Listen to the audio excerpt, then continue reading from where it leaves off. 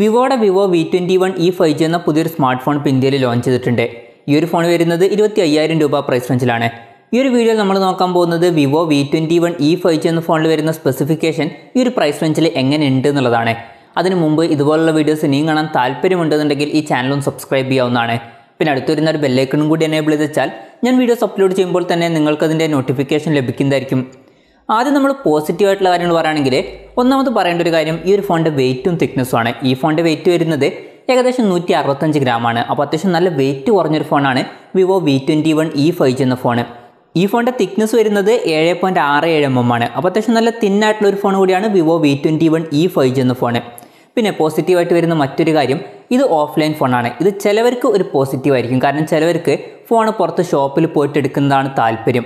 Online ഫോൺസിനോട് അത്ര താല്പര്യം ഉണ്ടാവില്ല. അങ്ങനെയുള്ളവർക്ക് ഇത് പുറത്ത് ഷോപ്പിൽ നിന്ന് പോയി മേടിക്കാൻ പറ്റിയിട്ടുള്ള ഒരു ഫോണാണ്. പിന്നെ ഈ ഫോണിൽ എടുത്തു പറയേണ്ട ഒരു കാര്യം ഇതിൽ 5G സപ്പോർട്ട് ചെയ്യുന്നുണ്ട്. പക്ഷേ 5G സപ്പോർട്ട് ഒരു പോസിറ്റീവായിട്ടുള്ള കാര്യമായിട്ട് പറയുമ്പോഴും നെഗറ്റീവായിട്ട് വേറൊരു കാര്യം കൂടി വരുന്നുണ്ട്. ആകെ ഒരു 5G ബാൻഡ് ഇതിൽ സപ്പോർട്ട് ചെയ്യുന്നുള്ളൂ. N78 എന്നുള്ള ആകെ ഒരു 5G ബാൻഡ് മാത്രമേ ഈ ഫോണിൽ കൊടുത്തിട്ടുള്ളൂ. പിന്നെ ഈ ഫോണിൽ ലോഞ്ച് ചെയ്ത അതേ ദിവസം ലോഞ്ച് ചെയ്തിട്ടുള്ള Realme Narzo 30 5G എന്ന ഫോണിൽ 16,000 രൂപ പ്രൈസ് റേഞ്ചിൽ ഏകദേശം 12ഓളം 5G ബാൻഡ്സ് ഒക്കെ വരുന്നുണ്ട്. അപ്പോൾ കുറച്ചും കൂടി കൂടുതൽ 5G ബാൻഡ്സ് ഈ ഫോണിൽ കൊടുക്കായിരുന്നു എന്നാണ് എൻ്റെ ഒരു അഭിപ്രായം. പിന്നെ പ്രോസസ്സറിൻ്റെ കാര്യം പറയുകയാണെങ്കിൽ mediatek dimensity 700 എന്ന പ്രോസസ്സറുമായിട്ടാണ് ഈ ഫോൺ വരുന്നത്. 25,000 രൂപ പ്രൈസ് റേഞ്ചിൽ ഇത് മികച്ചൊരു പ്രോസസ്സർ എന്നൊന്നും പറയാൻ പറ്റില്ല. കാരണം ഇപ്പം 14,000, 15,000, 16,000 രൂപ പ്രൈസ് റേഞ്ചിലൊക്കെ ഈ ഒരു പ്രോസസ്സറുമായിട്ട് വരുന്ന ഫോണുകൾ നമുക്ക് ലഭിക്കുന്നുണ്ട്. അത് പറയുമ്പം ചിലവരൊക്കെ പറയും അതൊക്കെ ഓൺലൈൻ ഫോൺസ് അല്ലേ എന്നുള്ള കാര്യം. പക്ഷെ അങ്ങനെയല്ല, ഓഫ്ലൈൻ ഫോൺസിലും ഇപ്പം 15,000 രൂപ പ്രൈസ് റേഞ്ചിൽ ഈ ഒരു പ്രോസസ്സറുമായിട്ട് വരുന്ന ഫോണുകളൊക്കെ വരുന്നുണ്ട്. ഉദാഹരണം പറയുകയാണെന്നുണ്ടെങ്കിൽ 15,000 രൂപ പ്രൈസ് റേഞ്ചിൽ Oppo A53s 5G എന്ന ഫോൺ വരുന്നുണ്ട്. പിന്നെ ഇതൊരു ഓഫ്ലൈൻ ഫോണാണ്. അതുകൊണ്ട് തന്നെ ഏറ്റവും ബെസ്റ്റ് ആയിട്ടുള്ള പ്രോസസ്സർ ആ ഒരു പ്രൈസ് റേഞ്ചിൽ നമുക്ക് കിട്ടിക്കൊള്ളണമെന്നില്ല. എന്നാലും ഈ ഒരു ഫോണിൽ അറ്റ്ലീസ്റ്റ് mediatekൻ്റെ dimensity 800 എന്ന പ്രോസസ്സറെങ്കിലും കൊടുക്കായിരുന്നു. ഇപ്പോൾ നമ്മൾ ഓൺലൈൻ മാർക്കറ്റ് നോക്കുകയാണെന്നുണ്ടെങ്കിൽ mediatekൻ്റെ dimensity 800 എന്ന പ്രോസസ്സർ 20,000 രൂപ പ്രൈസ് റേഞ്ചിൽ വരുന്നുണ്ട്. അപ്പോൾ 25,000 രൂപ പ്രൈസ് റേഞ്ചിൽ ആ ഒരു പ്രോസസ്സർ ഓഫ്ലൈൻ മാർക്കറ്റ് വെച്ച് നോക്കുമ്പോൾ വലിയ തരക്കേടില്ല എന്നൊക്കെ പറയായിരുന്നു. പക്ഷേ ഈ ഒരു പ്രൈസ് റേഞ്ചിൽ mediatek dimensity 700 എന്ന പ്രോസസ്സർ അത്ര പോരാ എന്ന് തന്നെ പറയേണ്ടി വരും. അപ്പോൾ അതൊരു നെഗറ്റീവായിട്ട് തന്നെ പറയേണ്ടി വരും. പിന്നെ ഈ ഫോണിൽ 8GB റാം വരുന്നുണ്ട്. അതുപോലെ തന്നെ 128GB ഇൻറ്റേർണലും കൊടുത്തിട്ടുണ്ട്. പിന്നെ ഈ ഫോണിൽ എക്സ്റ്റെൻഡഡ് റാം എന്നുള്ള ഫീച്ചർ കൊടുത്തിട്ടുണ്ട്. അതായത് എക്സ്ട്രാ റാം വേണ്ട സമയത്ത് ഇൻറ്റേർണൽ മെമ്മറിയിൽ നിന്ന് കുറച്ച് മെമ്മറി എടുത്തിട്ട് അത് റാമായിട്ട് യൂസ് ചെയ്യും. പിന്നെ LPDDR4Xൻ്റെ റാമാണ് ഈ ഫോണിൽ ഉപയോഗിച്ചിരിക്കുന്നത്. മെമ്മറി എക്സ്പാൻഡ് ചെയ്യണമെന്നുണ്ടെങ്കിൽ മെമ്മറി കാർഡ് സ്ലോട്ട് വരുന്നുണ്ട്. പെർഫോമൻസ് മെച്ചപ്പെടുത്താൻ വേണ്ടിയിട്ട് മൾട്ടി ടർബോ എന്നുള്ള ഫീച്ചറൊക്കെ ഇതിൽ കൊടുത്തിട്ടുണ്ട്. Android 11 ബേസ് ആയിട്ടുള്ള ഫൺ ടച്ച് OS സോഫ്റ്റ്വെയറുമായിട്ടാണ് ഈ ഫോൺ വരുന്നത്. പിന്നെ ക്യാമറയുടെ കാര്യം പറയുകയാണെങ്കിൽ ഫോണിൻ്റെ പിന്നിൽ ഡ്യുവൽ ക്യാമറ സെറ്റപ്പാണ് വരുന്നത്. 64 മെഗാപിക്സലിൻ്റെ f1.79 അപ്പേഴ്സിൽ വരുന്ന മെയിൻ ക്യാമറ സെൻസറാണ് ഈ ഫോണിൽ കൊടുത്തിട്ടുള്ളത്.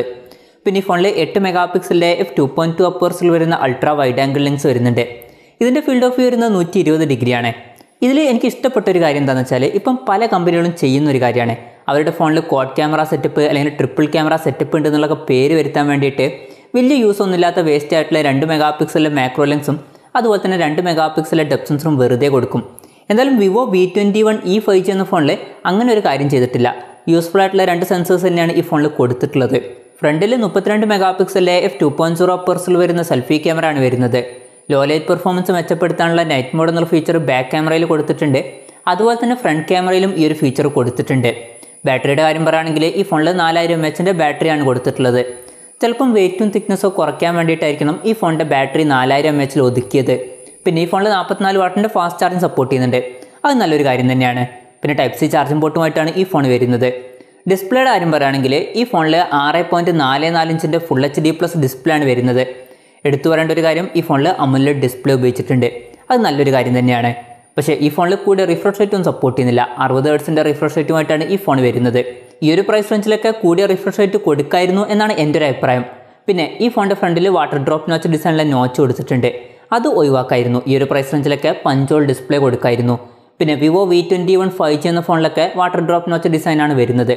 പക്ഷേ അതിനൊരു കാരണമുണ്ട്. ഫ്രണ്ടിൽ OS സപ്പോർട്ട് ചെയ്യുന്നുണ്ട്. അതുകൊണ്ടാണ് ആ ഒരു പഞ്ചോൾ ഡിസ്പ്ലേ ഒഴിവാക്കിയിട്ട് വാട്ടർ ഡ്രോപ്പ് നോച്ച് ഡിസൈൻ ആക്കിയത്. പക്ഷേ ഇവിടെ ഫ്രണ്ട് ക്യാമറയിൽ നമുക്ക് OSൻ്റെ സപ്പോർട്ടൊന്നും കിട്ടുന്നില്ല. പിന്നെ എന്തിനാണ് ഈ ഒരു വാട്ടർ ഡ്രോപ്പ് നോച്ച് ഡിസൈൻ കൊടുത്തത് എന്നാണ് മനസ്സിലാവാത്തത്. കുറച്ചും കൂടി ബെറ്റർ ആയിട്ടുള്ള പഞ്ചോൾ ഡിസ്പ്ലേ ആക്കായിരുന്നു ഈ ഒരു പ്രൈസ് റേഞ്ചിൽ. പിന്നെ ഈ ഫോണിൻ്റെ പീക്ക് ബ്രൈറ്റ്നസ് വരുന്നത് 600 nits ആണ്. ഫോണിൻ്റെ ഫ്രണ്ടിൽ സ്കോട്ട് സെൻസേഷൻ്റെ പ്രൊട്ടക്ഷൻ കൊടുത്തിട്ടുണ്ട്. ഈ ഫോണിൽ in display finger print sensor വരുന്നുണ്ട്. ഈ ഫോണിൻ്റെ 2 കളർ വേരിയൻസ് ഇപ്പോൾ ഇന്ത്യയിൽ ലോഞ്ച് ചെയ്തിട്ടുണ്ട്. സൺസെറ്റ് ജാസും അതുപോലെ തന്നെ ഡാർക്ക് പേളും. പിന്നെ വിലയുടെ കാര്യം പറയുകയാണെങ്കിൽ ഈ ഫോണിൻ്റെ ഇന്ത്യയിലെ വില വരുന്നത് 24,990 രൂപയാണ്. അപ്പോൾ നമ്മൾ ഓവറോൾ നോക്കുകയാണെന്നുണ്ടെങ്കിൽ ഈ ഒരു പ്രൈസ് റേഞ്ചിൽ ഈ ഫോൺ മികച്ചൊരു ഫോൺ എന്നൊന്നും പറയാൻ പറ്റില്ല. തരക്കേടില്ലാത്ത ഫീച്ചേഴ്സൊക്കെ കൊടുത്തിട്ടുണ്ട്, പക്ഷേ ബെറ്റർ ആയിട്ടുള്ള ഓപ്ഷൻസും കാര്യങ്ങളൊക്കെ ഈ ഒരു പ്രൈസ് റേഞ്ചിൽ വരുന്നുണ്ട്. എന്തായാലും ഈ ഒരു ഫോണിനെ പറ്റിയിട്ടുള്ള നിങ്ങളുടെ അഭിപ്രായം ജസ്റ്റ് ഒന്ന് കമൻറ്റ് ചെയ്യുക.